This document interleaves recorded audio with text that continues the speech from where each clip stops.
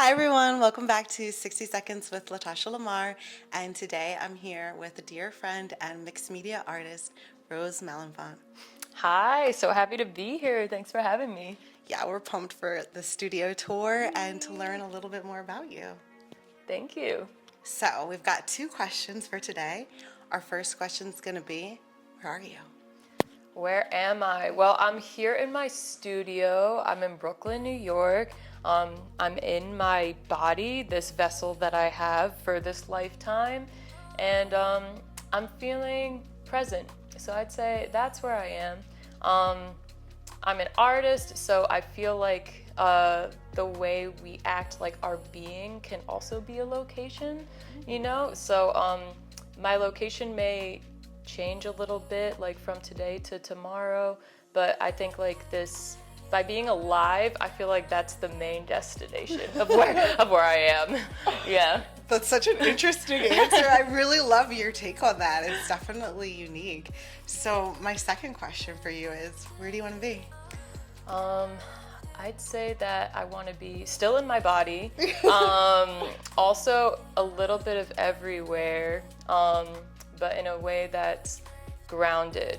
I say where I want to be is somewhere where I can ground people and help them be energized at the same time, like be interacting with people that like I fuel them, they fuel me. So like in a what is it called, like symbiotic relationship in my environment and like people that I'm with.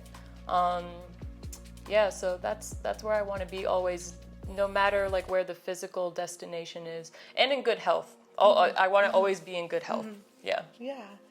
Definitely an interesting answer. I am so blown away by like how abstract it is. Really, like, because most people think are a little so like, abstract. tangible with it, but I think that's so cool and like such a unique perspective. And I'd love to hear more about like how you channel that into your art.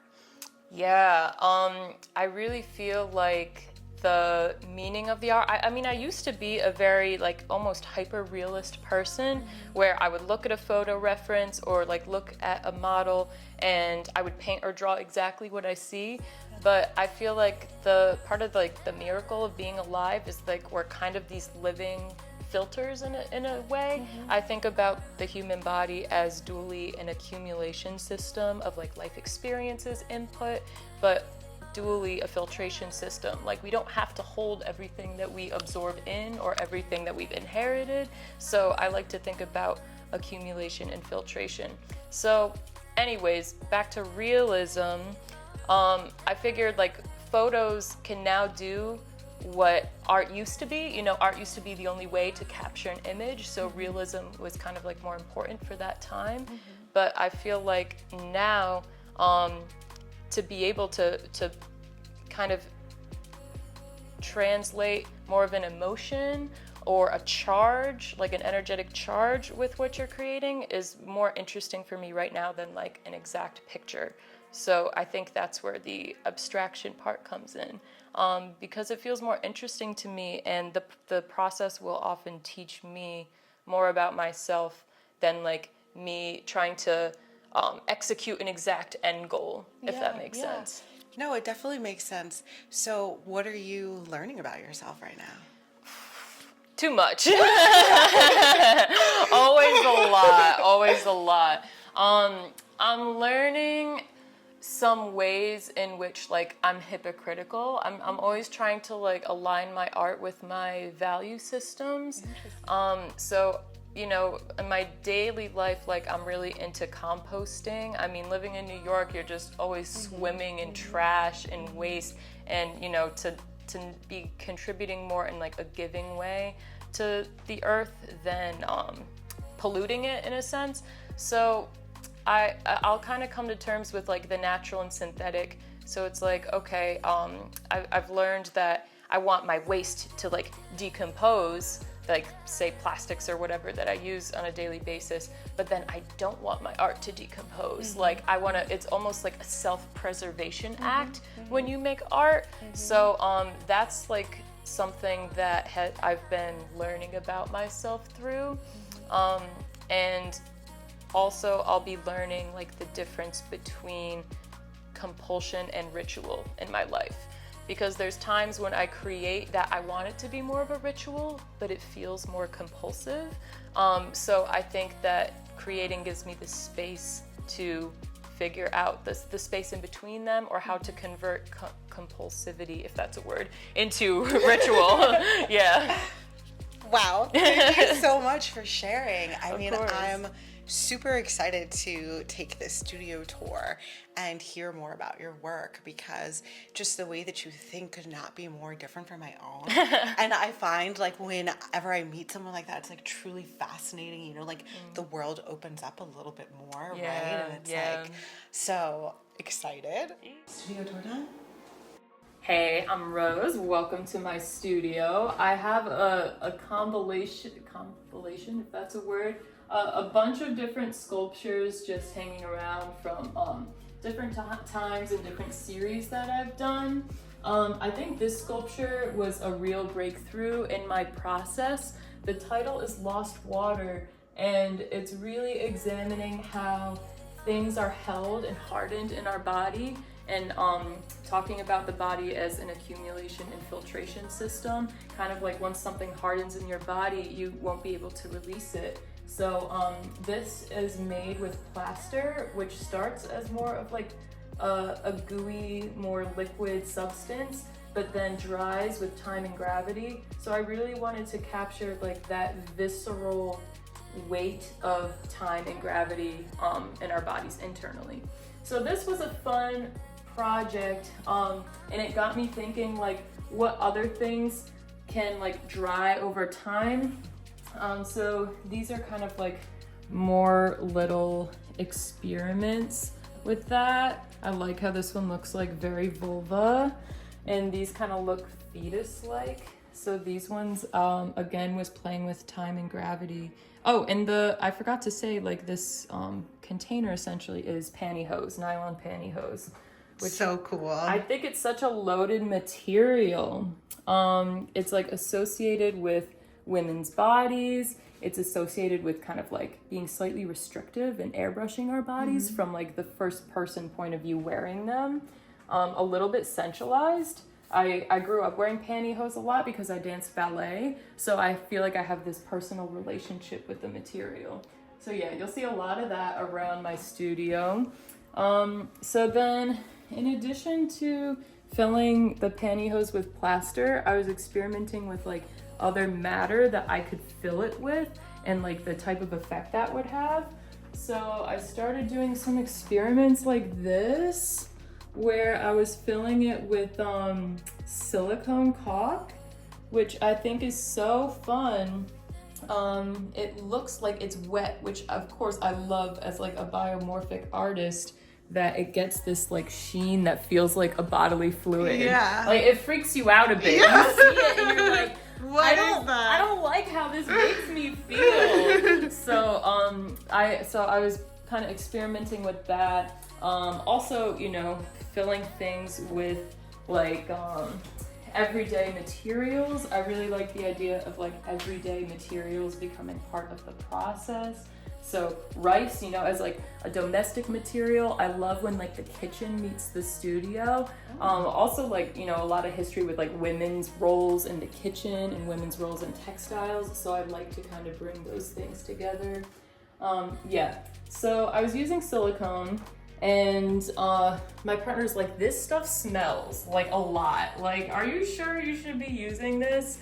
And then I started looking into more natural alternatives. So I started playing with making my own plastic, so bioplastic, which is really simple. The recipe I use is just water, vinegar, glycerin, and cornstarch.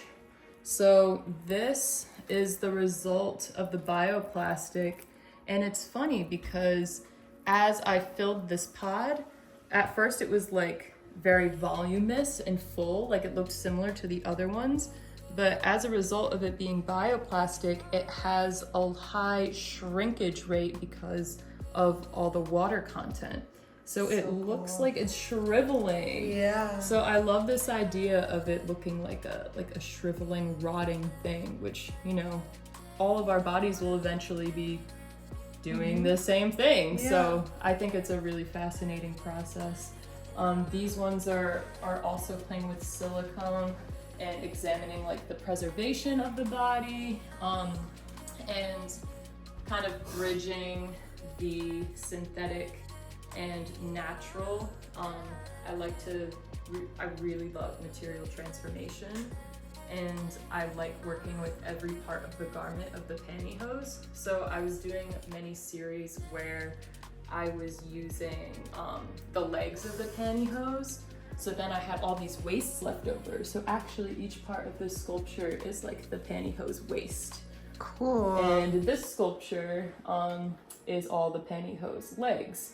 So I'm kind of trying to use it in different ways. But let's see, probably one of my favorite series is these. My favorite sculpture's not here right now, she's showing, but this was like her sister. This is the very first one that came from this process. And this one is really like the embodiment of a cycle. And I really love the process of this piece. So basically what I did was cut all of the legs of the pantyhose off the waist. And I would put it on my body, either my leg or my arm, and I would roll it down my body, and it would create like this soft pod, which then I would hand stitch together. So every single like roll that you see on here, it's like it needed my body's transformation in order to create its form. And I see it as a metaphor for shedding synthetic skins. You know, and this literally is, pantyhose is a synthetic skin. It's, you know, created from an industrialized process from nylon, and it's not a natural material, but it's something we wear every day. And I think about synthetic skins also in the terms of like synthetic belief systems that we wear as our own skin. So kind of like, okay, what do we want to keep and what do we want to shed? And like, it's not just one time, it's like over and over and over you need to shed. Yeah. So that's the process, and a little bit of the meaning behind like these series of works is the shedding. Yeah. So that's a little bit about my art in my studio. Lately, I've been playing with slightly different materials. Like I said, I really like using every part of the material. So I've been using the waists and the legs, but I have all these feet left over. So I've been putting the feet in egg cartons with these avocado pits. And I really, in my process, try to follow my desire. So I'm like, okay, what is drawing me to these, like collecting all these pits and seeds? So with this sculpture series, it's still like a work in progress, but I'm really thinking about our relationship with like industrialization and like women's bodies, of course. Like, okay, the hen is like a non-human woman, and naturally they would only produce so many eggs, but we'll pump them with hormones so that they can produce us more and more eggs. Like us as women, we only ovulate once a month, and like we only produce 1 egg a month. And when we're born in the womb, we have as many eggs as we ever will have for the rest of our life.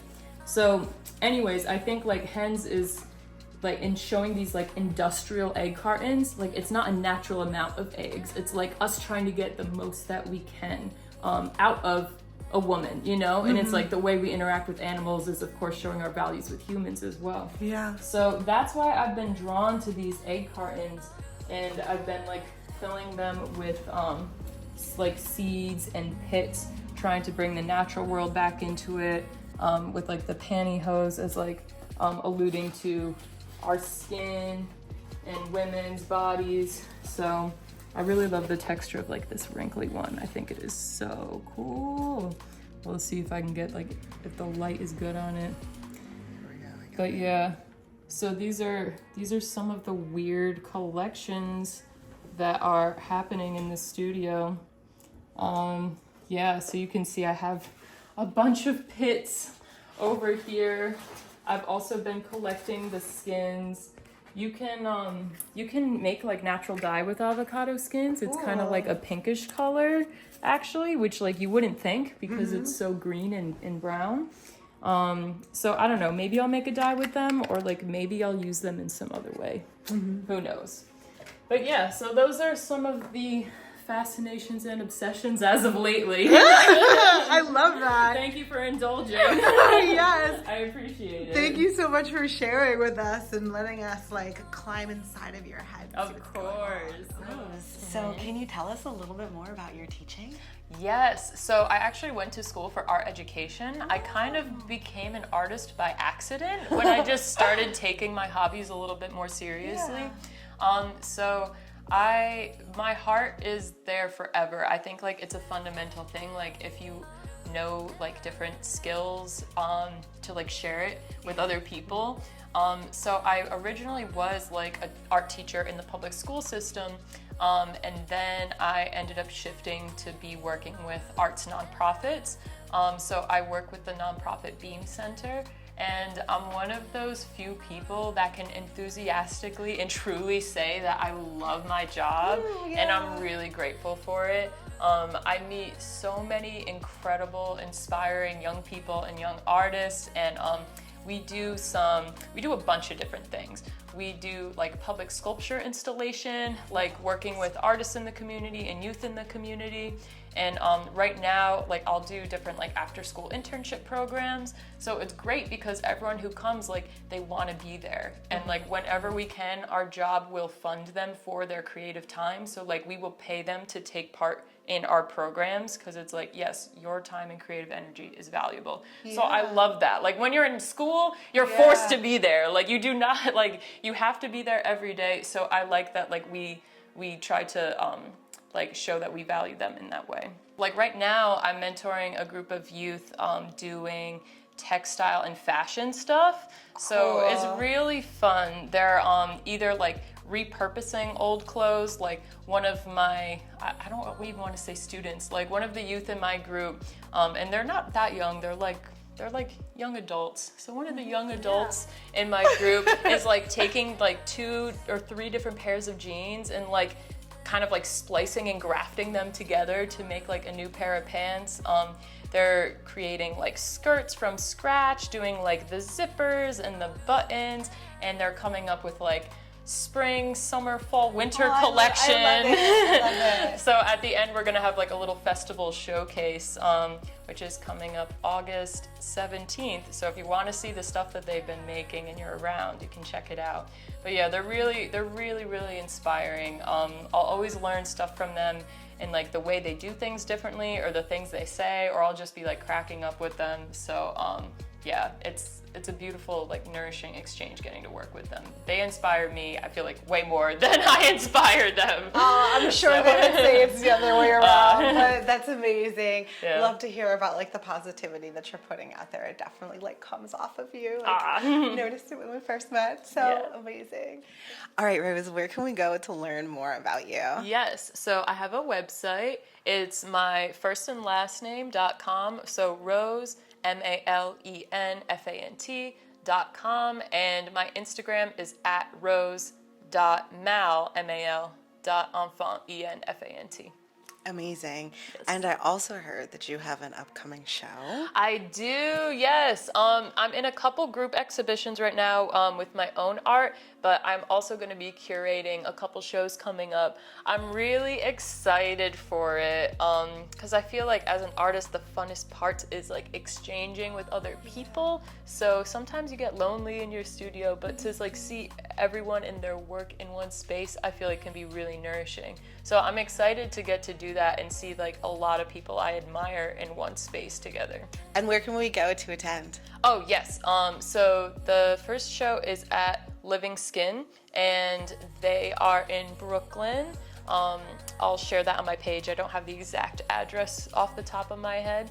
And the second show will be in Chelsea at Studio 90. Thank you so much for tuning in, guys, and we'll see you next time for 60 Seconds with Latasha Lamar. Bye.